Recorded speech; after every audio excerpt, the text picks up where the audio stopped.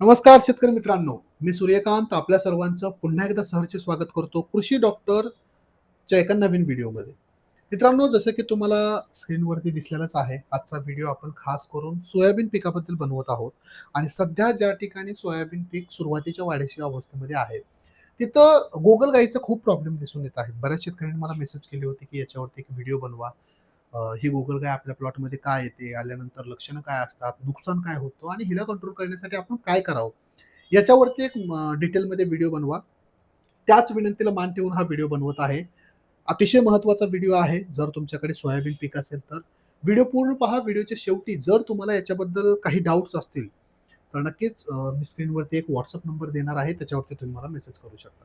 चला तर वेळ न घालवता आजच्या व्हिडिओला सुरुवात करूया. पुढे जाण्याअगोदर नेहमीप्रमाणे एक सूचना. आपल्याकडे कापूस, सोयाबीन, गहू, हरभरा, कांदा, कोथिंबीर, खरबूज, कलिंगड आणि ऊस पिकाचे शेड्यूल सध्या आहेत. हे शेड्यूल तुम्हाला पी-डी-एफ स्वरूपामध्ये तुमच्या WhatsApp नंबरवरती पाठवण्यात येतात खरेदी केल्यानंतर. हे शेड्यूल खरेदी करायचे ऑनलाईन लिंक तुम्हाला डिस्क्रिप्शन बॉक्समध्ये दिलेला आहे. समजा तिथून खरेदी करता नाही आले, तर थेट मला याच WhatsApp नंबरवरती मेसेज करा. मी तुम्हाला हे शेड्यूल कसे खरेदी केले जातात, खरेदी केल्यानंतर तुम्हाला काय माहिती मिळणार आहे, याची सर्व माहिती देईल. शेड्यूलमध्ये लागवड ते काढणी सर्व माहिती आहे. शेड्यूल खरेदी केल्यानंतर त्या शेतकऱ्याला पीक निघेपर्यंत माझा ऑनलाईन सल्ला देखील मिळतो WhatsAppवरती. ठीक आहे. सूचना समाप्त. आपण पटकन आपल्या मुख्य विषयावरती येऊया. सोयाबीन पिकामध्ये गोगलगाय अटॅक कधी होतो? बघा, सोयाबीन पेरणी झाल्यानंतर जेव्हा पीक उगवणीच्या म्हणजे अतिशय कोवळ्या अवस्थेमध्ये असतं, त्याच वेळेस गोगलगायीचा खास करून प्रॉब्लेम आपल्याला सोयाबीन पिकावरती दिसून येतो.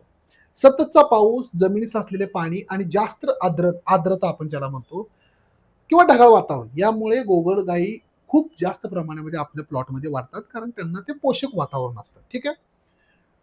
गोगलगाई प्रामुख्याने निशाचर म्हणजे रात्रीच्या वेळी सक्रिय असणारा प्राणी आहे. त्यामुळे संध्याकाळी उशिरा किंवा रात्री किंवा पहाटेच्या वेळी पिकावरती जास्त हल्ला करतात. कडक ऊन असताना त्या ढिगाऱ्याखाली जातात किंवा जमिनीच्या भेगामध्ये किंवा बांधावरती साचलेल्या गवतामध्ये ते लपून बसतात. म्हणून दिवसा तुम्ही जर त्याला उपाय करत असाल, तर तुम्हाला तितक्या कंट्रोल होणार नाहीत. त्यात रात्री किंवा सकाळी पहाटे अटॅक करतात. त्यामुळे तुम्हाला कळणारच नाही की हा अटॅक कशाचा आहे. ठीक आहे. तर अशा पद्धतीने तुम्हाला गोगलगाई तुमच्या शेतामध्ये दिसत असतील. काय लक्षणं आहेत की बाबा, जर तुमचं पीक अशा प्रकारे खाल्लं जात असेल, तर हे गोगलगाईनेच खाल्लंय हे कसं कळणार तुम्हाला? कारण त्या तर निशाचर आहेत. सोयाबीनच्या कोवळ्या पानांवरती अनियमित आकाराची मोठी छिद्रे तुम्हाला त्या ठिकाणी दिसतील. जसं काही आळीने खाल्लंय. गोगलगाई ज्या ठिकाणी चालत आहे तिथं पानांवरती किंवा जमिनीवरती एक चकाकणारा, पांढरा आणि चिकट, ज्याला आपण सिल्व्हरी स्लाईम ट्रेल म्हणतो, ती सोडत असते. जसं की अशी एक तुम्हाला चिकट लाईन दिसते. त्याच्यावरून तुम्ही ओळखू शकता की त्या ठिकाणी गोगलगाय आहे. शेतात एकाच जागी किंवा बांधाच्या कडेला गोगलगायीचे पुंजके समूह चिटकून बसलेले दिसून तुम्हाला त्या ठिकाणी मिळतील. तर अशा पद्धतीने तुम्ही ओळखू शकता की या ठिकाणी गोगलगायीचा प्रॉब्लेम आहे. काय नुकसान होतं बाबा, जर तुमच्या प्लॉटमध्ये गोगलगाय आली तर? तर काय होतं, गोगलगाई सोयाबीनची कवळे पाने आणि शेंडे अत्यंत वेगाने कुरतडून त्या ठिकाणी खातात. बऱ्याचदा काय होतं, तर त्या कोवळ्या रोपे जमिनीलगतच कापून टाकली जातात. त्यामुळे शेतात नांगे पडतात. म्हणजे काय, की गॅप पडलेला तुम्हाला दिसून येतो. अशा प्रकारचा गॅप पडलेला दिसून येतो. रोपांची जी संख्या आहे ती मेंटेन होत नाही. परिणामी तुम्हाला शेवटी उत्पादन खूप प्रमाणामध्ये घटलेलं दिसून येतं. प्रादुर्भाव ज्याला जसं की मी सांगितलं, संपूर्ण पीक काही दिवसात नष्ट होऊ शकतं. त्यामुळे शेतकऱ्यांना दुबार पेरणीचे सुद्धा संकट ओढावू शकतं. मित्रांनो, ह्याला आपल्याला लाईटली घ्यायचं नाहीये. अतिशय महत्त्वाची गोष्ट आहे. वेळीच लक्षणं समजून घेऊन त्याला उपाययोजना आपल्याला करणं गरजेचं आहे. सुरुवातीच्या काळामध्ये खर्च देखील कमी येतो, रिझल्ट देखील तुम्हाला फास्ट येतात. उपाय आणि नियंत्रण काय करायचं तुम्हाला? आता सुरुवातीचे काही मशागतीचे आणि घरगुती उपाय जर मी तुम्हाला सांगितले. स्वच्छता. काय करायचं या ठिकाणी? शेताचे बांध आणि आजूबाजूचा परिसर तणविरहित स्वच्छ ठेवायचा आहे, जेणेकरून त्यांना लपायला जागा मिळणार नाही. म्हणजेच काय, की प्लॉट एकदम क्लीन करायचे, ज्या ठिकाणी गोगलगायीला लपताच येणार नाही. म्हणजे हा सुद्धा एक बेस्ट ऑप्शन आहे तिला कंट्रोल करण्याचा.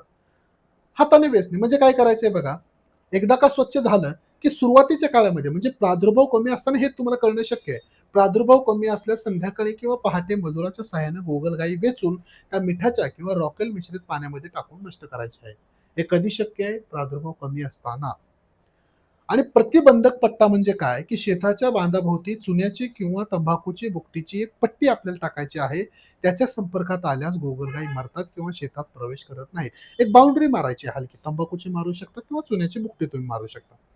तर हे उपाय घरगुती सुरुवातीच्या काळामधले एक प्रिव्हेंटिव्ह मेजर्स आहेत, जे तुम्ही करू शकता. पण समजा जर प्रादुर्भाव जास्त असेल, तर तुम्हाला 2 ऑप्शन आहेत.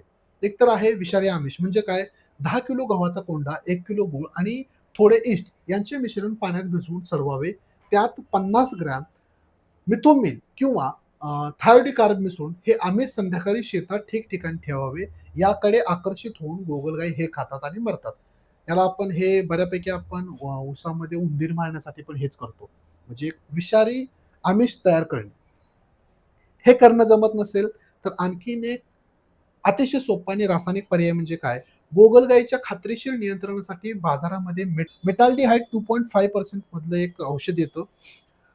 ते तुम्ही आणू शकता. म्हणजे तुम्हाला स्नेल किल म्हणून मार्केटमध्ये मिळेल ते. ठीक आहे. हे औषध डायरेक्ट 2 ते 3 किलोग्राम प्रति एकर प्रमाणे तुम्हाला टाकायचं आहे. अ, या गोळ्या संध्याकाळच्या वेळी शेताच्या बांध्यावर कडेने किंवा प्रादुर्भाव असलेल्या ठिकाणी फेकून द्यायच्या आहेत. काय होतं, या गोळ्यांच्या वासाने गोगलगायी आकर्षित होतात. त्यांना त्या खातात आणि ते खाल्ल्यानंतर ते विष असतं म्हणून त्या मरून जातात. ठीक आहे. खूप सोपा आणि रासायनिक पर्याय आहे. बघा, उपायामध्ये स्वच्छता करा, हाताने वेचा, एक प्रतिबंधात्मक बाउंडरीचा पट्टा मारा तंबाखू किंवा चुन्याने. नसेल, विषारी आमिष तयार करा. हे करणं होत नसेल, तर डायरेक्ट हा उपाय तुम्हाला सर्वात बेस्ट आहे. मार्केटमध्ये स्नेल किल नावाचं औषध मिळतं. 2 ते 3 किलो प्रति एकर. बाउंडरीला ज्या ठिकाणी प्रादुर्भाव आहे त्या ठिकाणी टाका. आकर्षित होतील. गोगलगाई हे विष खातील आणि त्या ठिकाणी मरून जातील. सर्वात बेस्ट ऑप्शन त्या ठिकाणी मी सांगितलेलं आहे. अशा प्रकारचं पी-आय इंडस्ट्रीजचं स्नेल किल म्हणून मार्केटमध्ये येतं, ते तुम्ही वापरू शकता. तर मित्रांनो, थोडक्यामध्ये या ठिकाणी मी तुम्हाला सोयाबीन पिकातील जो अ, गोगलगाईचा प्रादुर्भाव आहे त्याच्याबद्दल सांगितलेला आहे. गोगलगाई कधी येते, कशाप्रकारे तुमच्या प्लॉटमध्ये दिसते, त्याची लक्षणं काय आहेत, आल्यानंतर काय प्रादुर्भाव होतो आणि त्याला वाचवण्यासाठी म्हणजे नुकसान टाळण्यासाठी आपण काय करू शकतो. थोडक्यामध्ये माहिती व्हिडिओ कसा वाटला कमेंट्स बॉक्समध्ये नक्कीच सांगा. अशाच नवीन-नवीन व्हिडिओसाठी लगेच कृषी डॉक्टरला फॉलो किंवा सबस्क्राईब करून ठेवा. भेटूया एका नवीन व्हिडिओमध्ये. तूर्तास धन्यवाद.